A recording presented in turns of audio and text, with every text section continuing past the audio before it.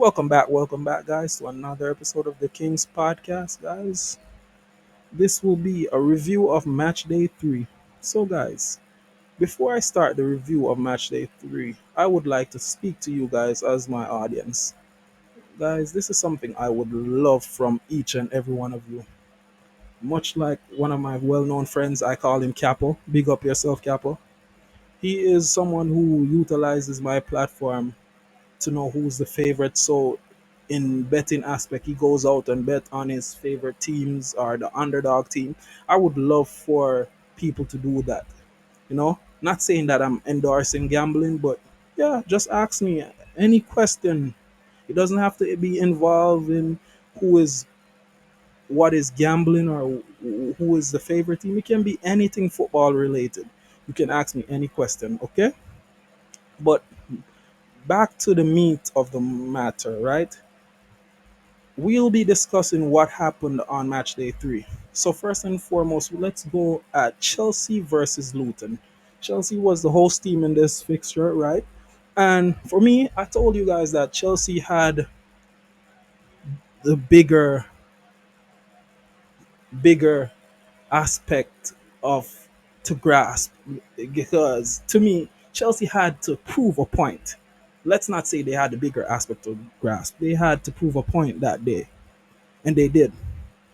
They came out as 3-0 winners of this match. Luton Town, as I told you before, is one of the teams that, even though they're newly promoted, I have them going back down too, or outside of relegation. But they're not a team that I think deserves to be there.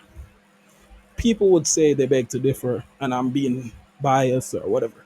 But Chelsea had enough to beat this Luton Town side, and they showed themselves that they were the bigger or better team in this match. Raheem Sterling, he performed for Chelsea. And what should I say? He showcased his class that he came from Liverpool to Man City to now Chelsea and prove that he was the difference. Good game, Chelsea. As for the other fixture between Bournemouth and Spurs, guys, this was another fixture that I got spot on. I told you guys that to me, Tottenham Hotspur was a team that would beat Bournemouth easily, and they did 2-0 convincingly. And this was an away fixture for Tottenham. Again, Bournemouth is a mid-table team to me, and they're not gonna be a title contender because I don't feel like they have enough to contend for a title or even do anything for a title. But I have them either outside of the relegation or mid-table. So Spurs did a fine job dispatching them to me, and kudos to Spurs for not disappointing me. But this team disappointed me. Another London team disappointed me, and that was the game between Arsenal versus Fulham, a full-out London derby. This was Arsenal's second London derby in 2 weeks, right? Guys, what should I say? Is this a beginning for new things for Arsenal, or is this the same old stuff that they always do? Like, come on. Arsenal is a team that never fails to disappoint their fans, right? It's like they're like hot and cold. I can't see why fans would support them like myself here. Yeah, guys, I wouldn't support them if they continue to be like this. But you see, once someone loves a club, they will put in every effort to support them. Arsenal and Fulham match was 2-2. And to me, it was down to the tactics of both coaches.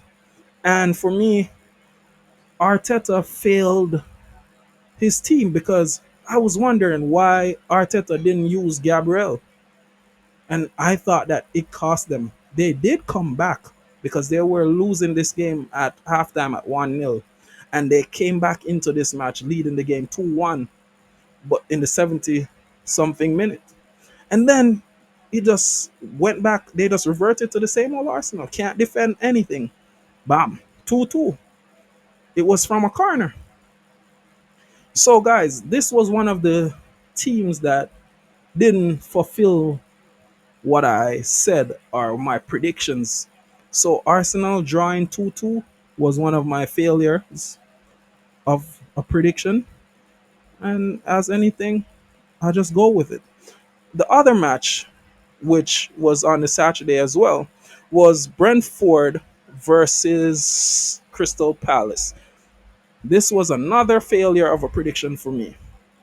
But what should I say? This is football, guys. And Brentford led this match majority of the time 1-0. But Crystal Palace was just being Crystal Palace, a menace. Remember, Crystal Palace lost Wilfred Zaha, right? And they still looked like something of a team without him. And they will be a thorn in any team side who wants to get maximum points. Crystal Palace was the away team and they played so valiantly. And I have to give it up to Crystal Palace to draw this match. Another fixture which played on the Saturday was Wolves versus Everton. Like I said, guys, Everton as the home team, no matter if they're home or away, they'll be playing the same football to me. And what I mean by the same football, Everton is a relegation team for me.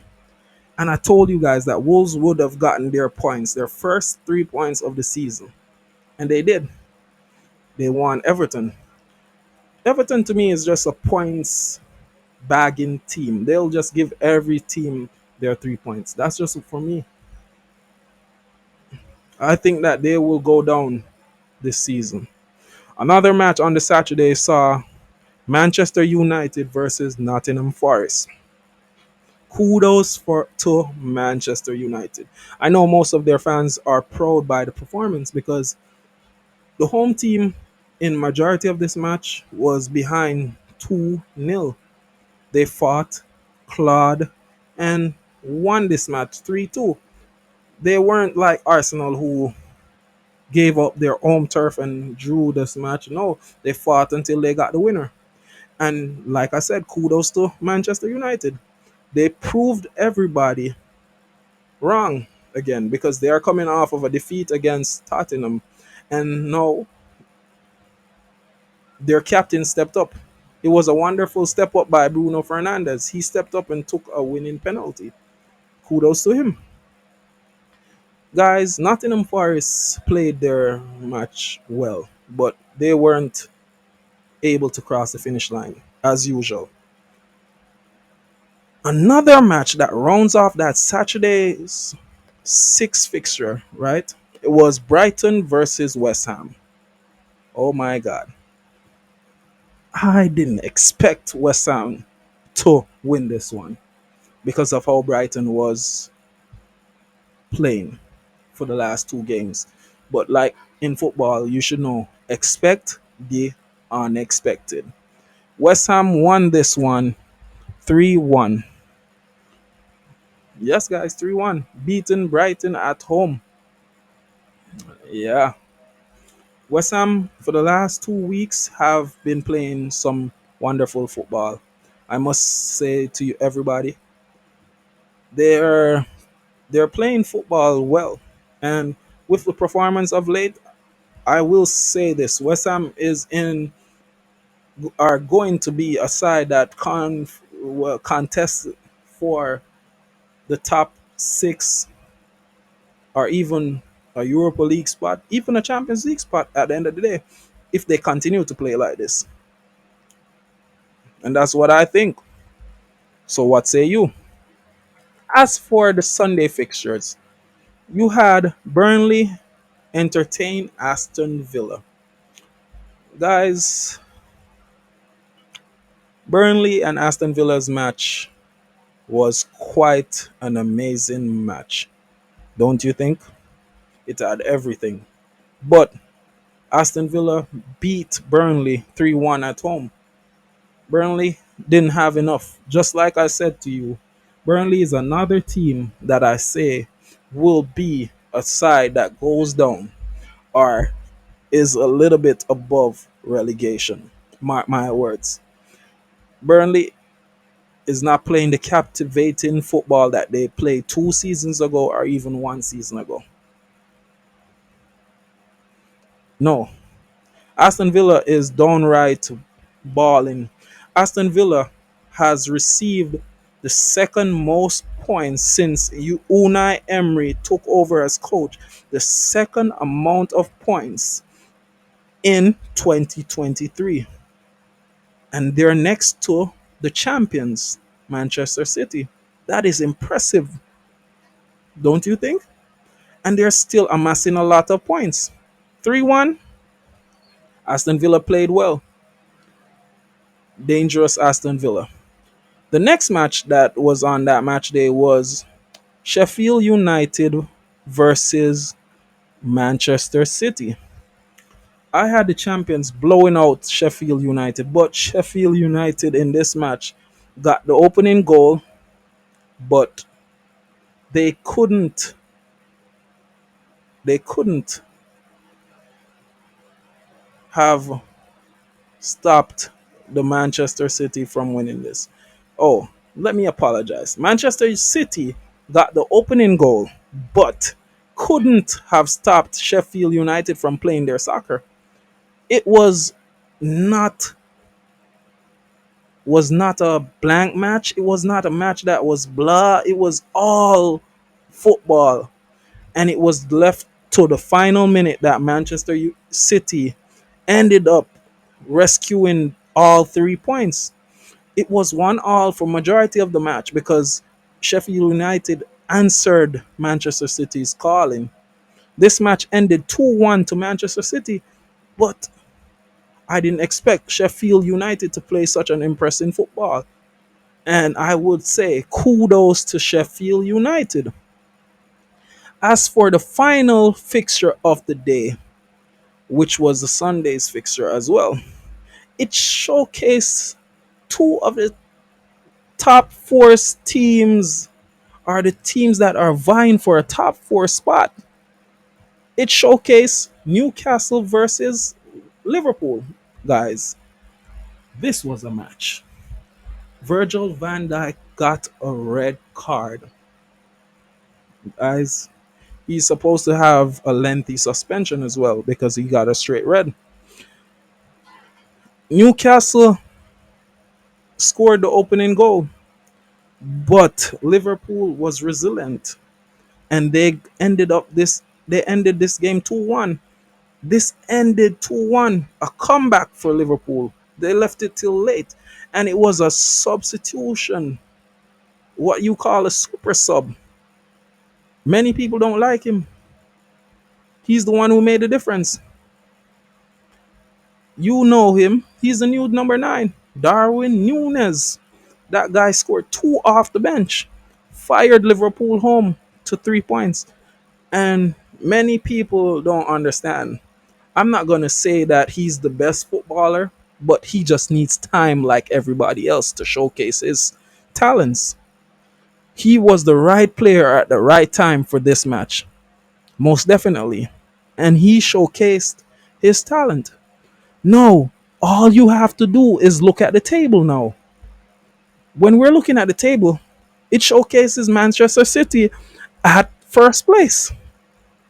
I told people this numerous times that this is how I feel like it's going to end, with Manchester City being on top. Whilst it shows now that West Ham United is on second place or in second place. Then Tottenham Hotspurs.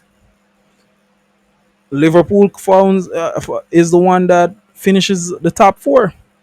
And outside of the top four, you have Arsenal, Brighton, Aston Villa. Those are the teams that, to me, are playing football. Then, if you look at the bottom half of the table, you have, as expected, Luton Town, Burnley, and Everton.